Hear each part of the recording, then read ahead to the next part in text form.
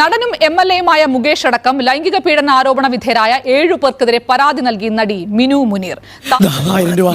സന്തോഷിക്കേട്ടോ. അപ്പ പ്രശ്നം ഗുരുതരമാണ്. മുകേഷ്, ജയസൂര്യ, മണിയൻപിള്ള രാജു, ഇടവേള ബാബു തുടങ്ങി കഴിഞ്ഞോ? ഇല്ല സാർ. അതാ ഞാൻ പറഞ്ഞത്, പെണ്ണുങ്ങളെ വിശ്വസിക്കരുത്, അവര് ചതിക്കും. തൊടുപുഴയിലെ ഷൂട്ടിംഗ് ലൊക്കേഷനിൽ വെച്ച് അപമര്യാദയായി പെരുമാറിയെന്ന നടിയുടെ ആരോപണത്തിലാണ് ഇപ്പോൾ ജയസൂര്യക്കെതിരായിട്ട് പരാതി ലഭിച്ചിരിക്കുന്നത്. അതെപ്പോ അതൊക്കെ ഉണ്ട്. ആണോ? എന്നാ കണ്ടിന്യൂ. അവിടെ സെക്രട്ടേറിയറ്റിലെ ടോയ്ലറ്റിൽ പോയിട്ട് വന്നപ്പോഴത്തേക്കും പുറകിൽ നിന്ന് ഒരാൾ പെട്ടെന്ന് കയറി അങ്ങ് കെട്ടിപ്പിടിച്ച്. ശരി, അപ്പൊ അങ്ങനെയാണ് സംഗതികളുടെ കിടപ്പ്.